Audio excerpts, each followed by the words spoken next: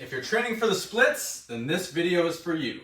So today I'm going to be going over the side split push-up. Now this is one of my all-time favorite side split exercises because it allows you to move through hip flexion and extension simultaneously throughout a set. And on top of that, the movement of the torso through that hinging action helps to unload the stretch at the bottom of every rep and take some of your body weight off of the hips, which then creates a great opportunity for us to try and get a little deeper into a flexed hip position.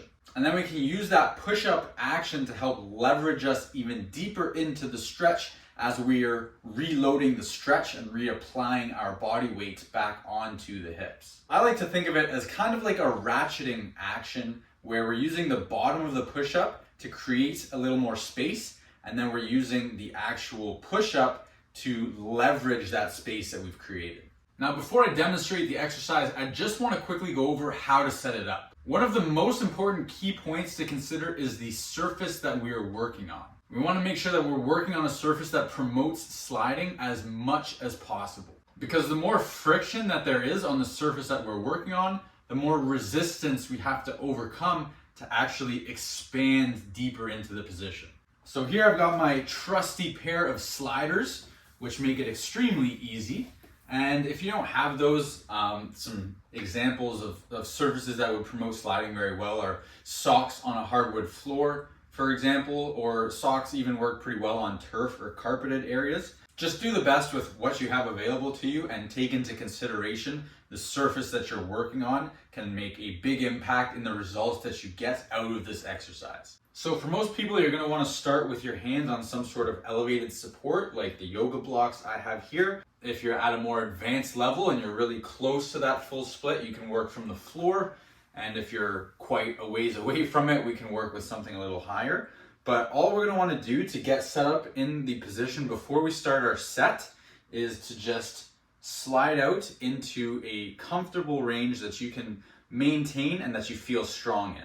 And a general guideline for choosing the height of your hand support is to use something that's high enough that it allows you to keep your hands firmly planted in the top position while still maintaining a nice upright posture with an arch in the low back, with a nice anterior pelvic tilt. So for example, if your range is up here and you have to reach way down to that hand support and you can't maintain a nice upright posture with an anterior pelvic tilt, then the support that you're using is a bit too low.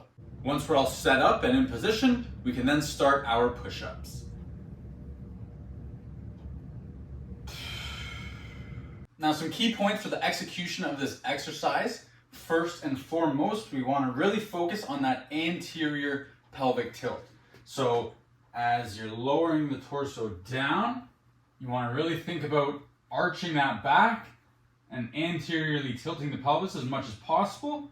And we really want to maintain that as we're coming back up into that upright position. We also want to keep our hips in a good alignment with the feet, and we want to avoid having the hips move backwards or come forwards as we're executing our push-ups.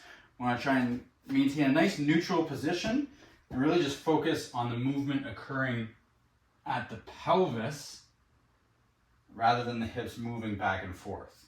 And when we're in this bottom position where the stretch is unloaded, we want to try and explore the space a little bit and try to slide out a little further. You can even kind of externally rotate the feet a bit, try and get a little deeper, and then we can think about sinking the hips down as we push back up into that top position and really leverage our body weight onto the stretch to reload it.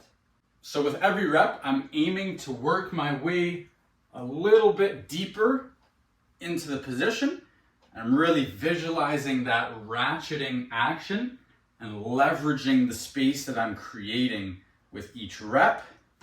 And then over time, if you're working on an elevated support, we can lower that to reflect the progress that you're making until eventually you're able to effectively work from the floor.